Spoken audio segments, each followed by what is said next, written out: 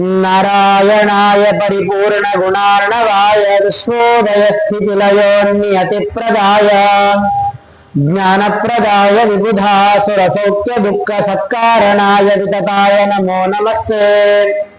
योऽन्तः प्रविश्य मम वाचमिमां प्रसुप्तां सञ्जीवयद्यखिल शक्तिधरस्वधाम्नाम् अन्यांश्च हस्तचरणश्रवणत्वगादीन् प्राणान्नमो भगवते पुरुषाय तुभ्यम्। मनोजवं मारुततुल्यवेगं जितेन्द्रियं बुद्धिमतां वरिष्ठम् वातात्मजं वानरयूतमुख्यं श्रीरामधूतं शिरसा नमामि। बुद्धिर्बलं यशोधैर्यं निर्भयत्वमरोगताः अजाड्यं वाक्पटुत्वं च हनूमत्स्मरणात् भवेत्। तपो विद्या विरक्त्यादि सद्गुणोगाकरानहं वादिराजगुरून् वन्दे हयग्रीवदयाश्रयान्। पूज्याय राघवेन्द्राय सत्यधर्मरताय च भजतां कल्पवृक्षाय नमतां कामधेनवे। आपादमौलिपर्यन्तं गुरूणाम् आकृतिं स्मरेत् तेन विघ्नाः प्रणश्यन्ति सिद्ध्यन्ति च मनोरथाः। तपस्वाध्याय शुश्रूषा कृष्णपूजारतं मुनिं विश्वेशम् इष्टदं वन्दे परिव्राट् चक्रवर्तिनं। गुरुभ्यो नमः। हरिः ओम्। ಇವತ್ತಿನ ದಿನ ರಾಮಾಯಣದಲ್ಲಿ ಆಂಜನೇಯನ ಪಾತ್ರ ಅಂದ್ರೆ ಹನುಮಂತನ ಪಾತ್ರ ಏನು ಅಂತ ನಮಗೆಲ್ಲ ಗೊತ್ತಿರೋ ಹಾಗೆ ಇಡೀ ರಾಮಾಯಣದಲ್ಲಿ ಪ್ರಮುಖವಾದಂತಹ ಒಬ್ಬ ವ್ಯಕ್ತಿ ಅಂದ್ರೆ ಅದು ಹನುಮಂತ.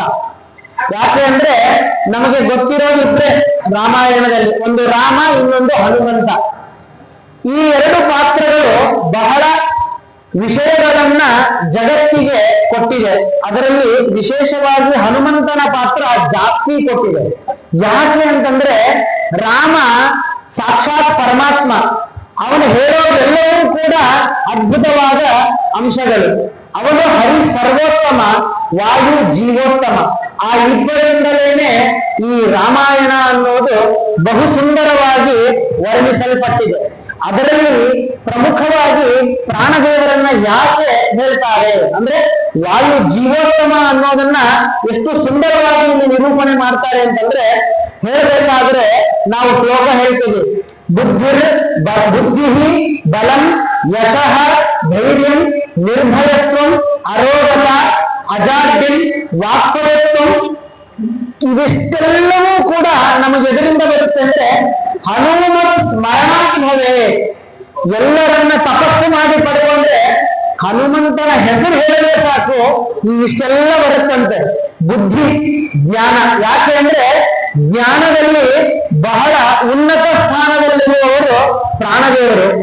ಇನ್ನು ಬಲ, ಶಕ್ತಿಯಲ್ಲಂತೂ ಹೇಳಲೇಬಾರದು. ವಾಸ್ತವಿಕವಾಗಿ ರಾಮಾಯಣದಲ್ಲಿ ಬರುವಂತಹ ಎಲ್ಲ ಪಾತ್ರಗಳಿಗೆ ಬಹಳ ಶಕ್ತಿಶಾಲಿ ಯಾರು ಅಂದ್ರೆ ಇಬ್ರು, ಒಂದು ರಾವಣ, ಇನ್ನೊಂದು ವಾಲಿ.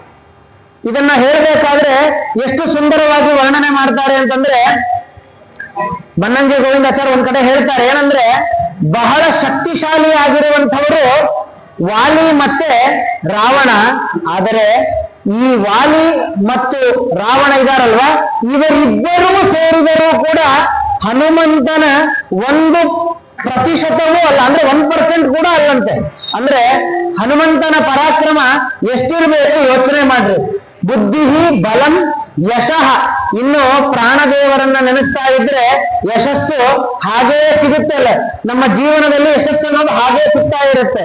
ಬುದ್ಧಿ ಬಲಂ ಯಶಃ ಧೈರ್ಯಂ, ಧೈರ್ಯವೂ ಕೂಡ ಸಿಗುತ್ತೆ. ನಿರ್ಭಯತ್ವಂ ಅಂದ್ರೆ ಭಯ ಅನ್ನೋದು ನಮ್ಮ ಜೀವನದಲ್ಲೇ ಬರೋದಿಲ್ಲಂತೆ.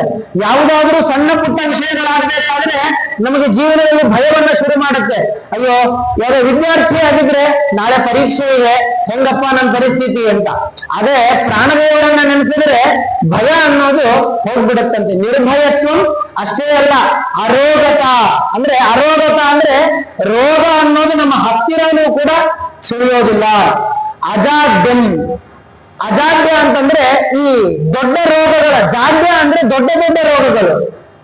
ಈ ರೋಗ ಶಬ್ದದಿಂದ ಜ್ವರ, ಕೆಮ್ಮು, ನೆಗಡಿ ಇವುಗಳನ್ನ ತಗೊಳ್ಬೇಕು. ಆದ್ರೆ ಜಾಡ್ಯ ಶಬ್ದದಿಂದ ಇತ್ತೀಚೆಗೆ ಬಂದಿರುವಂತಹ ಮಹಾಮಾರಿ ಕೊರೋನಾ ಇವೆಲ್ಲ ಅಂದ್ರೆ ಜೀವವನ್ನೇ ಹಿಂಡ್ಬಿಡುತ್ತದು. ಅವುಗಳು ಕೂಡ ಪ್ರಾಣದೇವರನ್ನ ನೆನೆಸ್ತಾ ಇದ್ರೆ ಬರೋದಿಲ್ಲ.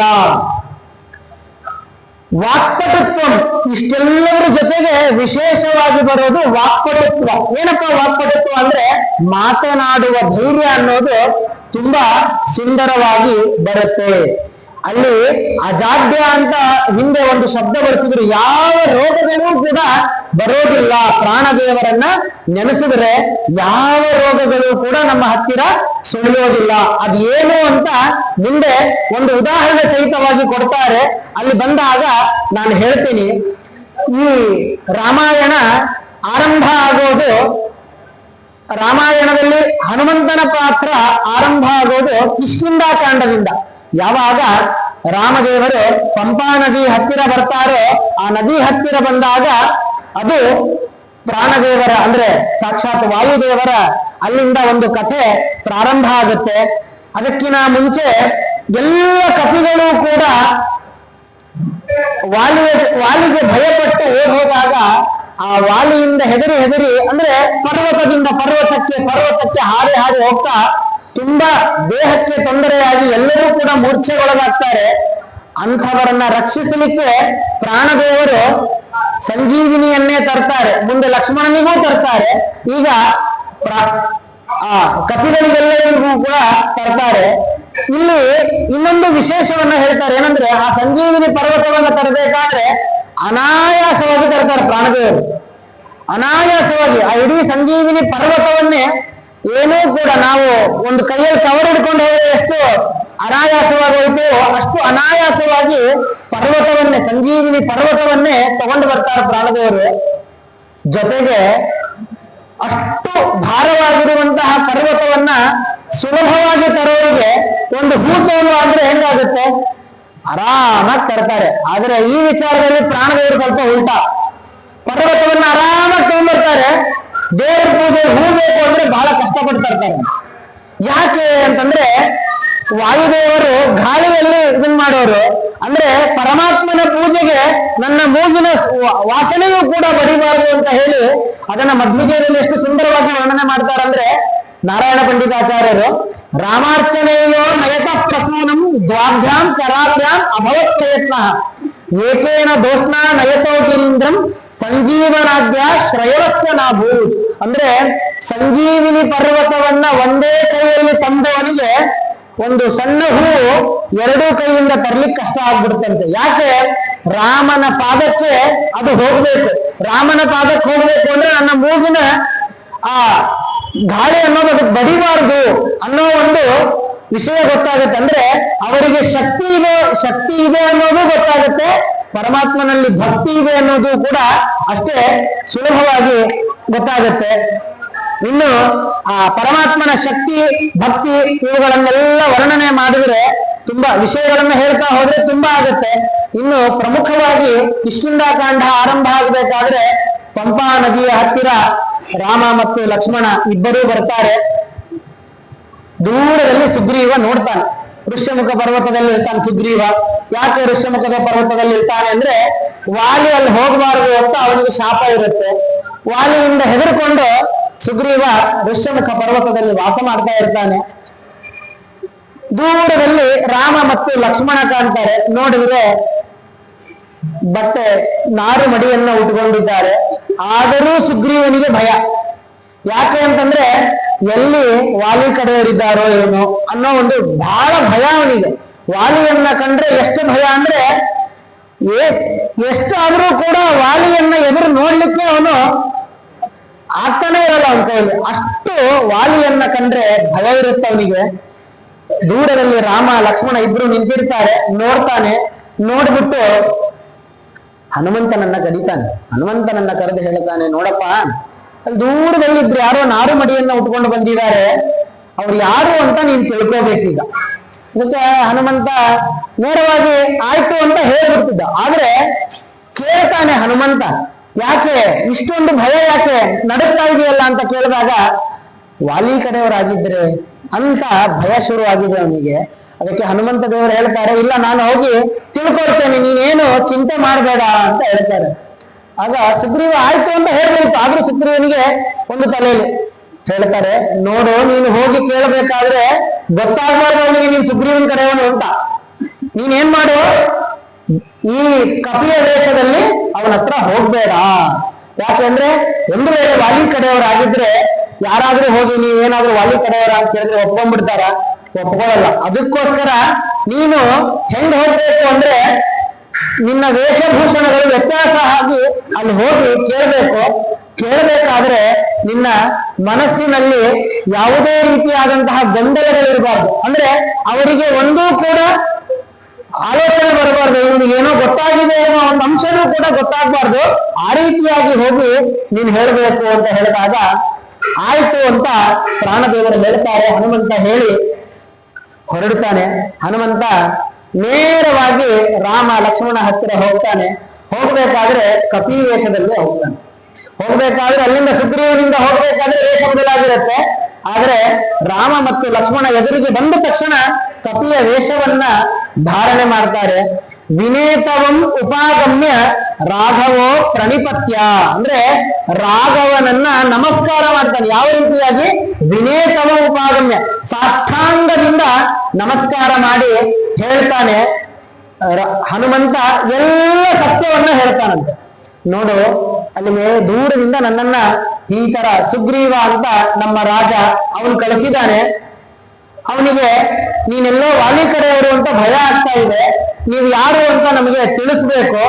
ಅಷ್ಟೇ ಅಲ್ಲ, ನಿಮ್ಮಿಂದ ನಮಗೆ ಯಾವ ರೀತಿಯಾದಂತಹ ತೊಂದರೆ ಆಗಬಾರ್ದು. ಪ್ರಾಣದೇವರಿಗೆ ಗೊತ್ತಿದೆ ಅದು ಪರಮಾತ್ಮ ಅಂತ, ಆದರೂ ಕೂಡ ಜಗತ್ತಿಗೆ ಗೊತ್ತಾಗಬೇಕು ಅನ್ನೋದನ್ನ ತಿಳಿಸ್ಬೇಕು. ಅದಕ್ಕೆ ನೋಡ್ರಿ, ನಿಮ್ಮಿಂದ ಯಾವ ತೊಂದರೆಯೂ ಕೂಡ ನಮ್ಮಿಂದ ಆಗಬಾರ್ದು. ಈ ರೀತಿಯಾಗಿ ಸುಗ್ರೀವ ನನ್ನನ್ನ ಕಳಿಸಿದ್ದಾರೆ ಅಂತ ಹೇಳಿದಾಗ ಅವರು ಕೂಡ ಹೇಳ್ತಾರೆ, ರಾಮ ಮತ್ತು ಲಕ್ಷ್ಮಣ, ಇಲ್ಲಪ್ಪ, ನಾನು ಹುಡ್ಕೊಂಡು ಬಂದಿದ್ದು ಸುಗ್ರೀವನನ್ನೇ. ಯಾಕೆ ಅಂದ್ರೆ ಹಿಂದೆ ನನಗೆ ಅಲ್ಲಿ ಹೇಳಿದ್ದಾರೆ ಏನಂತಂದ್ರೆ, ನಿನಗೆ ಸೀತಾನ್ವೇಷಣೆಗೆ ಬಹಳ ಸಹಾಯ ಮಾಡ್ಲಿಕ್ಕೆ ಯೋಗ್ಯನಾದವನು ಸುಗ್ರೀವ ಅಂತ ಹೇಳಿದ್ದಾರೆ. ನನಗೆ ಸೀತಾದೇವಿ ಕಾಣ್ತಾ ಇಲ್ಲ, ನನ್ನ ಸೀತಾದೇವಿಯನ್ನ ಯಾರೋ ಅಪಹಾರ ಮಾಡಿಬಿಟ್ಟಿದ್ದಾರೆ, ಅವಳನ್ನ ಹುಡುಕ್ತಾ ಇದ್ದೇನೆ, ಅದಕ್ಕೋಸ್ಕರ ನಾನು ಸುಗ್ರೀವನನ್ನ ಹುಡುಕೊಂಡು ಬಂದಿದ್ದೇನೆ ಅಂತ ಹೇಳ್ತಾರೆ. ಈ ರೀತಿಯಾಗಿ ಅಲ್ಲಿ ಪ್ರಾಣದೇವರಿಗೆ ಹೇಳಿದಾಗ ಅವರು ಆಗ್ಲಿ ಅಂತ ಆ ರಾಮನಿಗೆ ನಮಸ್ಕಾರ ಮಾಡ್ತಾರೆ. ರಾಮನಿಗೆ ನಮಸ್ಕಾರ ಮಾಡಿ ಆದ್ಮೇಲೆ ಹೇಳ್ತಾರೆ, ಒಂದು ಕೆಲಸ ಮಾಡ್ರಿ, ಇಬ್ಬರೂ ಕೂಡ ನನ್ನ ಭುಜದ ಮೇಲೆ ಹತ್ತಿ ನಿಮ್ಮನ್ನ ಕರ್ಕೊಂಡು ಹೋಗ್ತೇನೆ ಅಂತ ಹೇಳಿದಾಗ ಸರಿ ಆಯ್ತು ಅಂತ ರಾಮ ಒಂದು ಸಲ ಮುಗುಳು ನಗುತ್ತಾನೆ, ಸುಮ್ಮನೆ ನಗುತ್ತಾನೆ. ಹನುಮಂತ ದೇವರಿಗೆ ಆಶ್ಚರ್ಯ ಆಗುತ್ತೆ, ಯಾಕೆ ನಗ್ತಾ ಇದ್ದಾರೆ ಅಂತ. ಇಲ್ಲಿ ಒಂದು ವಿಷಯವನ್ನ ತಿಳಿಸ್ಕೊಡ್ತಾರೆ ವಾಲ್ಮೀಕಿ ರಾಮಾಯಣದಲ್ಲಿ, ತುಂಬಾ ಸುಂದರವಾಗಿ ಹೇಳ್ತಾರೆ ಅದನ್ನ ವಾಲ್ಮೀಕಿ ಮಹರ್ಷಿಗಳು. ಯಾಕೆ ಮುಗುಳ್ನಕ್ಕ ರಾಮ ಅಂದ್ರೆ, ಅಲ್ಲಪ್ಪ, ದಿನನಿತ್ಯದ ಕೆಲಸ ನಿಂದದು. ಯಾರಿಗೆ? ಪ್ರಾಣದೇವರ ಕೆಲಸ ಏನು? ಒಂದು ಕಡೆ ಜೀವಾತ್ಮನನ್ನ ಹೊತ್ಕೊಳ್ಳೋದು, ಒಂದು ಕಡೆ ಪರಮಾತ್ಮನನ್ನ ಹೊತ್ಕೊಳ್ಳೋದು. ಏನು ಪರಮಾತ್ಮ ಅಂದ್ರೆ, ಪರಮಾತ್ಮ ಎಲ್ಲಿ ಪ್ರಾಣದೇವರು ಇರ್ತಾರೋ ಅಲ್ಲಿ ಜೀವ ಇರುತ್ತೆ, ಪ್ರಾಣದೇವರಿಲ್ಲ ಅಂದ್ರೆ ಅಲ್ಲಿ ಜೀವ ಇರಲ್ಲ ಅಲ್ವಾ? ನಮ್ಮಲ್ಲಿ ಗಾಳಿ ಇದ್ರೆ ನಾವು ಬದುಕ್ತೀವಿ, ಗಾಳಿ ಇಲ್ಲ ಅಂದ್ರೆ ನಾವು ಬದುಕಲ್ಲ. ನಿನ್ನ ದಿನನಿತ್ಯದ ಕೆಲಸ ಏನು? ಒಬ್ಬ ಜೀವಾತ್ಮನನ್ನ ಹೊತ್ಕೊಂಡಿರ್ತೀಯ, ಅವನಲ್ಲಿ ನೀನ್ ಇಲ್ಲ ಅಂತಂದ್ರೆ ನೀನ್ ಏನ್ ಮಾಡ್ತೀಯ? ನನ್ನನ್ನು ಅಲ್ಲಿ ಇರ್ಲಿಕ್ಕೆ ಬಿಡಲ್ಲ, ಇಬ್ಬರನ್ನು ಹೊತ್ಕೊಂಡು ಇನ್ನೊಬ್ಬನ ಹತ್ರ ಹೋಗ್ತೀಯ. ದಿನಕ್ಕೆ ಹುಟ್ಟು ಸಾವುಗಳು ಅನೇಕ, ಸತ್ತವರಿಂದ ಹಾರ್ಕೊಂಡು ಹೋಗಿ ಹೊಸ ಜೀವಕ್ಕೆ ಹೋಗ್ತೀಯ. ಇದು ದಿನನಿತ್ಯದ ಕೆಲಸ. ಅಂತಾದ್ರಲ್ಲಿ ನಾನು ಭುಜದ ಮೇಲೆ ಕೊಡ್ರಿ ಹೋಗ್ತೀನಿ ಅಂತ ಹೇಳ್ತೀರಲ್ಲ ಅಂತ ಈ ಒಂದು ಅರ್ಥದಲ್ಲಿ ಮುಗುಳು ನಗುತ್ತಾರಂತೆ ರಾಮ. ಆಮೇಲೆ ರಾಮದೇವರು ಹತ್ತುತ್ತಾರೆ, ಸುಗ್ರೀವನ ಹತ್ತಿರ ಕರ್ಕೊಂಡು ಹೋಗ್ತಾರೆ. ಸುಗ್ರೀವನ ಹತ್ರ ಕರ್ಕೊಂಡು ಹೋಗೋಕಿನ ಮುಂಚೆ ರಾಮದೇವರು ಲಕ್ಷ್ಮಣನ ಹತ್ರ ಒಂದು ಮಾತನ್ನ ಹೇಳ್ತಾರಂತೆ, ನೋಡ್ರಿ, ನೀನು ಯಾರನ್ನ ನಂಬದೇ ಇದ್ರೂ ಪರವಾಗಿಲ್ಲ, ಈ ವ್ಯಕ್ತಿಯನ್ನ ನಂಬಬೇಕು. ಯಾಕೆ ಅಲ್ಲಿ ಹೇಳ್ತಾ ಇದ್ದಾರೆ, ಸಚಿವೋಯಂ ಕಪೀಂದ್ರಸ್ಯ ಸುಗ್ರೀವಸ್ಯ ಮಹಾತ್ಮನಃ ತಮೇವ ಕಾಂಕ್ಷಮಾನಸ್ಯ ಮಮಾಂತಿಕ ಮುಪಾಗತಃ. ನನ್ನ ಹತ್ತಿರ ಬಂದಿರುವಂತಹ ಈ ಮಹಾನುಭಾವ ಯಾರು?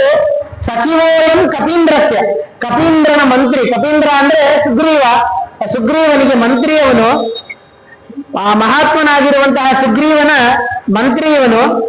ತಮೇವ ಕಾಂಕ್ಷಮಾನಸ್ಯ, ಬರಬೇಕಾದ್ರೆ ಎಲ್ಲ ಆಕಾಂಕ್ಷೆಗಳನ್ನ ನಮ್ಮ ಹತ್ರ ಹೇಳ್ಬಿಟ್ಟ ಅವನು.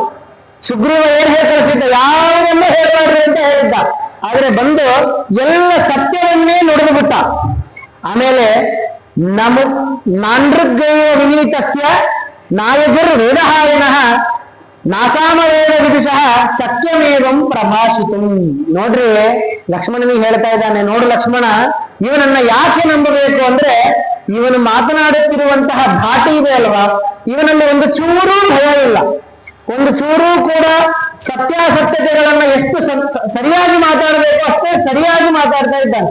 ಅಸತ್ಯವನ್ನ ಒಂಚೂರು ಮಾತಾಡ್ತಾ ಇಲ್ಲ, ಬಾಯಲ್ಲಿ ತಗುಲಿಲ್ಲ, ಒಂಚೂರು ಭಯ ಇಲ್ಲ, ಇವನಿಷ್ಟು ಸರಿಯಾಗಿ ಮಾತಾಡ್ತಾ ಇದ್ದಾನೆ ಅಂತಂದ್ರೆ ಇವನನ್ನ ನಾವು ನಂಬಬಹುದು ಅಂತ ರಾಮ ಲಕ್ಷ್ಮಣನಿಗೆ ಹೇಳ್ತಾನೆ. ಯಾಕೆ ರಾಮ ಲಕ್ಷ್ಮಣನಿಗೆ ಹೇಳ್ತಾನೆ ಅಂದ್ರೆ, ಈ ಕಪೀಂದ್ರ ಅಂದ್ರೆ ಬಂದಿರುವಂತಹ ಪ್ರಾಣದೇವರು ಹನುಮಂತ ರಾಮನ ಹತ್ತಿರ ನೇರವಾಗಿ ಹೇಳ್ತಾರೆ ಏನಂತಂದ್ರೆ, ನೀವ್ ಯಾರು ಅನ್ನೋದನ್ನು ತಿಳಿಸಬೇಕು ಅಂತ. ಅಂದ್ರೆ ವೇಷವನ್ನ ಬದಲಾಯಿಸಿಕೊಂಡು ಬಂದಿರೋ ವಿಷಯವನ್ನ ಆ ರಾಮದೇವರು ನೆನಪಿಟ್ಟುಕೊಂಡು ಲಕ್ಷ್ಮಣನ ಮುಖಾಂತರ ಹೇಳುತ್ತಾರೆ. ಯಾಕೆ ಅಂದ್ರೆ ವೇಷ ಬದಲಿಸಿಕೊಂಡು ಬಂದವನು ಇಲ್ಲಿ ಬಂದು ಮೂಲ ರೂಪದಿಂದ ನಿಂತಿದ್ದಾನೆ ಅಂತ ಹೇಳಿ ಆ ಒಂದು ಅಭಿಪ್ರಾಯದಲ್ಲಿ ರಾಮದೇವರು ಲಕ್ಷ್ಮಣನಿಗೆ ಹೇಳ್ತಾರೆ. ಜೊತೆಗೆ ಇನ್ನೊಂದು ಮಾತನ್ನ ಹೇಳ್ತಾರೆ, ನಮುಖೆ ನೇತ್ರಯೋಪಾಪಿ ಲಲಾಟೇಚ ಭ್ರುವೋತ್ತತ ಅನ್ಯೇಶ್ವಪಿತ ಗಾತ್ರೇಶು ದೋಷಃ ಸಂವಿದಿತಃ ಕ್ವಚಿತ್. ಈ ವ್ಯಕ್ತಿಯಲ್ಲಿ ಒಂಚೂರು ಕೂಡ ದೋಷ ಅನ್ನೋದು ಕಾಣ್ತಾ ಇಲ್ಲ. ಯಾವ ದೋಷಗಳು ಈ ಸುಳ್ಳು ಹೇಳಕ್ ಬಂದವ್ರ ಮುಖದಲ್ಲಿ ಕಾಣ್ತಾ ಇರುತ್ತೆ. ನಮುಖೆ ನೇತ್ರಯೋರ್ವಾಪಿ, ಏನೋ ಸುಳ್ಳು ಹೇಳಕ್ ಬಂದಿರ್ತಾರೆ, ಗಾಬರಿ ಇರುತ್ತೆ ಮುಖದಲ್ಲಿ, ಕಣ್ಣು ಎಲ್ಲೆಲ್ಲೋ ನೋಡ್ತಾ ಇರುತ್ತೆ. ಆದ್ರೆ ಅವನ ಕಣ್ಣು ನೇರವಾಗಿ ನಮ್ಮನ್ನೇ ನೋಡ್ತಾ ಇದೆ, ಅವನ ಮುಖದಲ್ಲಿ ಒಂಚೂರು ಕೂಡ ತಳಮಳ ಇಲ್ಲ. ಲಲಾಟೇಚ ಭ್ರುವೋತ್ತತ, ಹಣೆಯಲ್ಲಿ ಈ ಭಯ ಆದಾಗ ಸ್ವಲ್ಪ ಹಣೆ ಮುದುಡ್ಕೊಳ್ಳುತ್ತೆ, ಆ ಮುದುಡಿಕೆಯೂ ಕೂಡ ಅವನಲ್ಲಿಲ್ಲ. ಅನ್ಯೇಶ್ವಪಿತ ಗಾತ್ರೇಶು, ಇಡೀ ದೇಹದಲ್ಲಿ ಚಲನವಲನಗಳನ್ನ ಗಮನಿಸಿದ್ರೆ ಯಾವ ಭಯವೂ ಇಲ್ಲದೆ ಮಾತಾಡ್ತಾ ಇದ್ದಾರೆ. ಆದ್ರಿಂದ ಇವರನ್ನ ನಾನು ನಂಬಬಹುದು ಅಂತ ರಾಮದೇವರು ಲಕ್ಷ್ಮಣನಿಗೆ ಹೇಳಿದಾಗ, ಅವಿಸ್ತರಂ ಅಸಂದಿಗ್ಧಂ ಅವಿಲಂಬಿತ ಮದ್ರತಂ ಉರಸ್ತಂ ಕಂಠಗಂ ವಾಕ್ಯಂ ವರ್ತಂತೆ ಮಧ್ಯಮೇಶ್ವರೇ. ಯಾರು ಮಾತನಾಡ್ತಾ ಇರಬೇಕಾದ್ರೆ ಸುಳ್ಳನ್ನ ಮಾತಾಡ್ತಾ ಇರ್ತಾರಲ್ಲ, ಅವರ ಸ್ವರ ಅನ್ನೋದು ಮಧ್ಯಮದಲ್ಲಿರುತ್ತೆ. ಮಧ್ಯಮ ಅಂತಂದ್ರೆ ಈ ಕಡೆ ಸುಳ್ಳು ಹೇಳ್ತಾ ಇರ್ತಾರೆ, ಇಂಡೈರೆಕ್ಟ್ ಆಗಿ ಸತ್ಯವನ್ನ ತೋರಿಸ್ತಾ ಇರ್ತಾರೆ, ಅಯ್ಯೋ ನಾನು ಹೇಳ್ತಾ ಇರೋ ಸುಳ್ಳು ಅನ್ನೋದು ಗೊತ್ತಾಗ್ತಿರುತ್ತೆ. ಆದ್ರೆ ಪ್ರಾಣದೇವರು ಹನುಮಂತ ದೇವರು ಮಾತನಾಡ್ತಿರುವಂತಹ ವಿಚಾರದಲ್ಲಿ ಅದು ಯಾವುದೂ ಕೂಡ ಕಾಣಿಸ್ತಾ ಇಲ್ಲ ಅಂತ ರಾಮದೇವರು ಲಕ್ಷ್ಮಣನಿಗೆ ಹೇಳಿದಾಗ, ಲಕ್ಷ್ಮಣ ದೇವರು ಕೂಡ ಒಂದು ಮಾತನ್ನ ಹೇಳ್ತಾರೆ. ಏನಂತಂದ್ರೆ, ಉರಸ್ಥಂ ಕಂಠಗಂ ವಾಕ್ಯಂ ವರ್ತಂತೆ ಮಧ್ಯಮೇ ಸ್ಥಿರೆ ಅಂತ ಹೇಳಿದಾಗ ವಕ್ಷ್ಯತೆ ಎಂಬುದಾಗಿ ಒಂದು ಮಾತನ್ನ ಹೇಳ್ತಾರಂತೆ ಲಕ್ಷ್ಮಣ ದೇವರು. ಏನಪ್ಪ ವಕ್ಷ್ಯತೆ ಅಂದ್ರೆ, ಈ ವ್ಯಕ್ತಿ ವಕ್ಷ್ಯತೆ ಅನ್ನೋದು ಇದು ವ್ಯಾಕರಣವನ್ನ ಹೋಲಿಸಿಕೊಂಡು ಹೋದಾಗ ಅದು ಭವಿಷ್ಯತ್ ಕಾಲವನ್ನ ಹೇಳುತ್ತೆ, ಅಂದ್ರೆ ಮುಂದಿನ ಕಾಲವನ್ನ ಹೇಳುತ್ತೆ. ಅಂದ್ರೆ ನಂಬಬಹುದು ಅಂತ ರಾಮದೇವರು ಏನು ಈಗಿನ ಕಾಲದ ಮಾತನ್ನ ಹೇಳಿದ್ರು ಅದನ್ನ ಬಿಟ್ಟು ಲಕ್ಷ್ಮಣ ದೇವರು ಹೇಳಿದ್ರು ವಕ್ಷ್ಯತೆ ಅಂತ ಹೇಳಬೇಕು.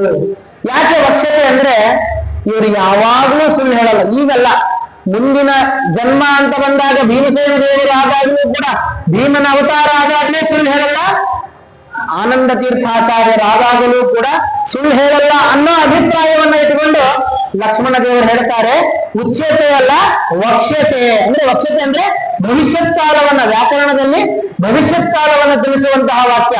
ಇಲ್ಲಿ ವಕ್ಷ್ಯತೆ ಅಂದ್ರೆ ಇವರು ಯಾವಾಗಲೂ ಕೂಡ ಸುಳ್ಳನ್ನ ಹೇಳೋದಿಲ್ಲ ಅನ್ನೋದನ್ನ ತಿಳಿಸಿಕೊಡ್ತಾರೆ. ಈ ರೀತಿಯಾಗಿ ತಿಳಿಸಿಕೊಟ್ಟ ಮುಂದೆ ಅವರಿಬ್ಬರ ಸಮಾಗಮ ಆಗುತ್ತೆ. ಸುಗ್ರೀವನ ಹತ್ತಿರ ಕರ್ಕೊಂಡು ಹೋಗ್ತಾರೆ. ಸುಗ್ರೀವನಿಗೆ ಹೇಳ್ತಾನೆ, ಪ್ರಾಣದೇವರು ಹೇಳ್ತಾರೆ, ನೋಡ್ರಿ ಇವರು ನಿಮ್ಮನ್ನೇ ಹುಡ್ಕೊಂಡು ಬಂದಿದ್ದು. ಯಾಕೆ ಅಂತಂದ್ರೆ ಇವರಿಗೆ ಹೆಂಡತಿಯ ವಿಯೋಗ ಆಗಿದೆ, ಯಾರೋ ಅಪಹರಣ ಮಾಡಿಬಿಟ್ಟಿದ್ದಾರೆ ಅಂತ ಹೇಳಿದಾಗ ಅಲ್ಲಿ ವಾಸ್ತವಿಕವಾಗಿ ಸುಗ್ರೀವನಿಗೂ ಮತ್ತು ರಾಮನಿಗೂ ಬಹಳ ಆತ್ಮೀಯತೆ ಬೆಳೆಯುತ್ತೆ. ಯಾಕಪ್ಪ ಅಂತಂದ್ರೆ ರಾಮನಿಗೆ ಏನು ಕಷ್ಟ ಇದೆಯೋ ಅದೇ ಕಷ್ಟ ಸುಗ್ರೀವನಿಗಿದೆ. ಈಗ ನಮ್ಮಲ್ಲೇ ಯಾರಿಗಾದ್ರೂ ಕಷ್ಟ ಇದ್ದಾಗ ನನಗಿರೋ ಕಷ್ಟನೇ ಅವ್ರಿಗಿದ್ರೆ ನಾವು ಹೆಂಗೆ ಕ್ಲೋಸ್ ಆಗುತ್ತೀವಿ, ಸ್ವಲ್ಪ ಅವ್ರಿಗೆ ಇಬ್ರು ಕೂಡ ಸೇರ್ಕೊಂಡು ಪರಿಹಾರ ಮಾಡ್ಲಿಕ್ಕೆ ಶುರು ಮಾಡ್ತೀವಿ. ಹಾಗೆ ರಾಮನಿಗೂ ಮತ್ತು ಸುಗ್ರೀವನಿಗೂ ಸಖ್ಯ ಬಹುಬೇಗ ಆಗ್ಲಿಕ್ಕೆ ಕಾರಣ ಹೆಂಡತಿಯ ವಿಯೋಗ. ಯಾಕೆ? ಸುಗ್ರೀವನ ಹೆಂಡತಿಯನ್ನ ಅಪಹರಣ ಮಾಡಿಕೊಂಡು ವಾಲಿ ತನ್ನ ಮನೆಯಲ್ಲಿ ಇಟ್ಕೊಂಡಿದ್ದಾನೆ, ರಾವಣ ಇವಳನ್ನ ಸೀತಾದೇವಿಯನ್ನ ಅಪಹರಣ ಮಾಡಿ ಲಂಕೆಯಲ್ಲಿ ಇಟ್ಕೊಂಡಿದ್ದಾನೆ. ಆದ್ದರಿಂದ ಇವರಿಬ್ಬರಿಗೂ ಕೂಡ ಸಖ್ಯ ಆಗುತ್ತೆ, ಅವರಿಬ್ಬರ ಸಮಾಗಮ ಆಗುತ್ತೆ. ಮುಂದೆ ನಂತರ ಅಲ್ಲಿ ಸುಗ್ರೀವ ರಾಮನ ಹತ್ರ ಹೇಳ್ತಾನೆ, ನೋಡು ನಿನಗೆ ನಾನು ಸಹಾಯ ಮಾಡ್ತೀನಿ, ನನಗೆ ನೀನು ಸಹಾಯ ಮಾಡು. ರಾಮದೇವರು ಹೇಳ್ತಾರಲ್ಲ ಒಂದು ಮಾತು, ನೋಡು ನಿನಗೆ ವಾಲಿಯ ಭಯ ಇದೆ ಅಲ್ವಾ, ವಾಲಿಯನ್ನ ನಾನು ಕ್ಷಣ ಮಾತ್ರದಲ್ಲಿ ಹೊರಗೆ ಹಾಕ್ತೇನೆ, ನೀನೇನು ಚಿಂತೆ ಮಾಡಬೇಡ ಅಂತ. ಸುಗ್ರೀವನಿಗೆ ಬಹಳ ಸಂತೋಷ ಆಗುತ್ತೆ.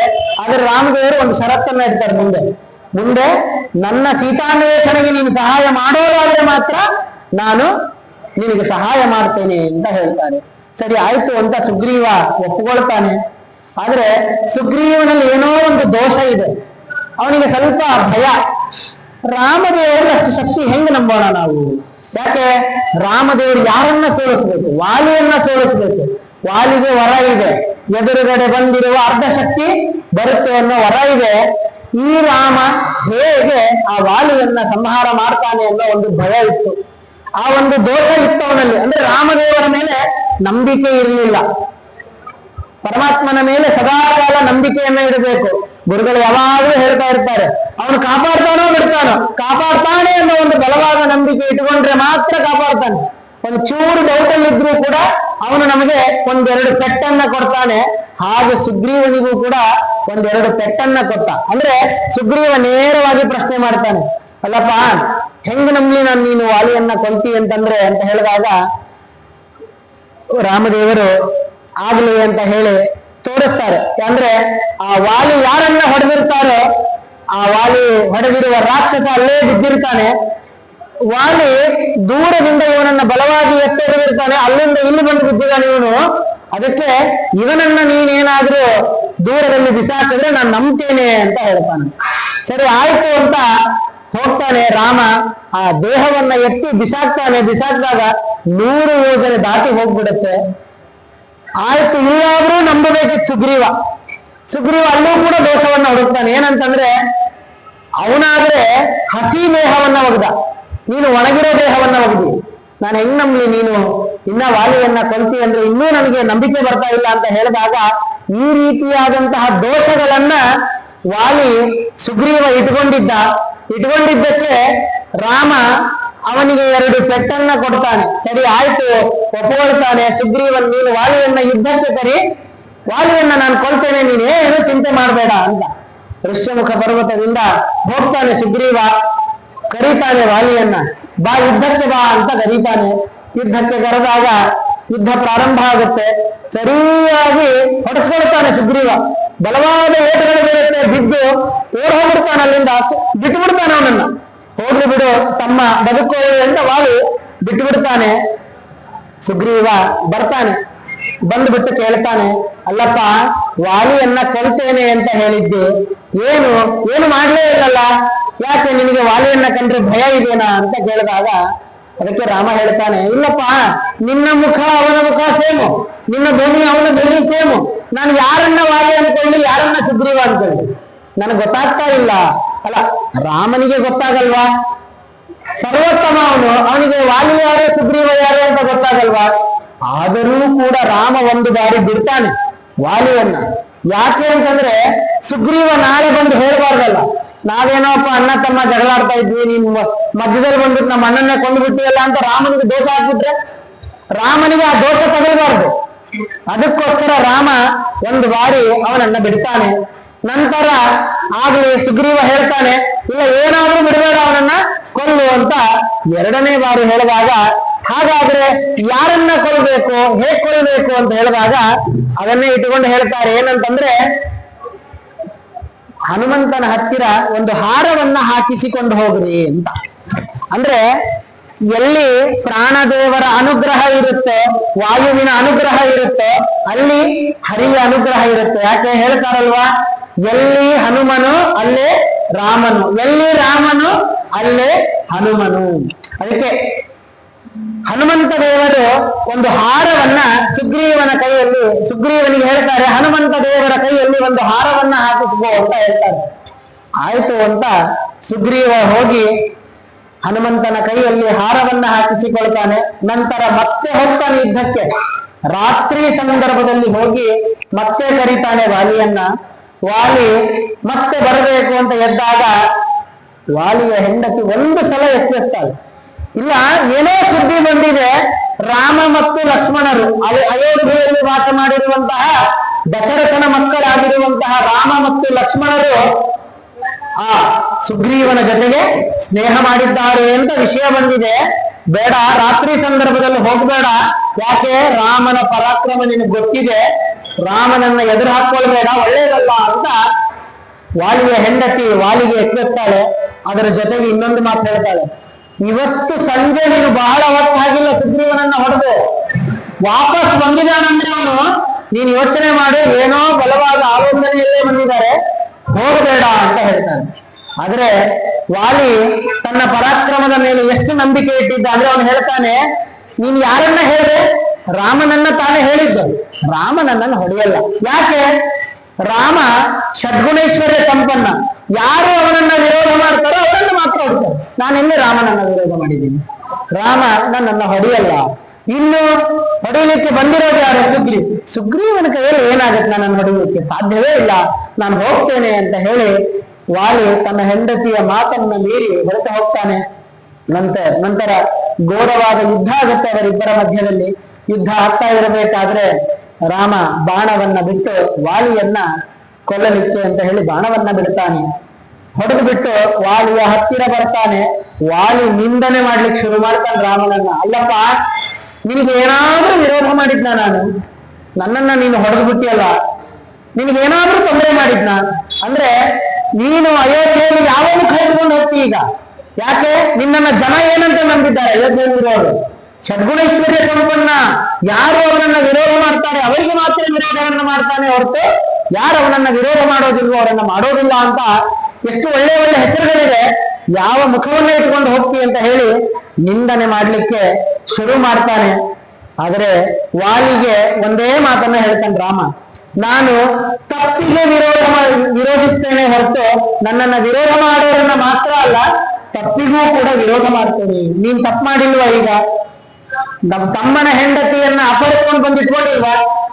ತಪ್ಪಿಗೂ ಕೂಡ ನಾನು ವಿರೋಧವನ್ನ ಮಾಡ್ತೇನೆ ಅಂತ ಹೇಳಿ ವಾಲಿಗೆ ಉತ್ತರವನ್ನ ಕೊಡ್ತಾನೆ. ಜೊತೆಗೆ ಸುಗ್ರೀವ ಎರಡೇ ತಿಂಗಳ ವಾಲಿ ಹತ್ರ ಅಲ್ಲಿ ಗೊತ್ತಾಗುತ್ತೆ, ಯಾವಾಗ ದೇವರ ಮೇಲೆ ಸಂಶಯ ಮಾಡ್ತೀವೋ ಅವಾಗ ಎರಡು ಏಟು ಬೀಳುತ್ತೆ.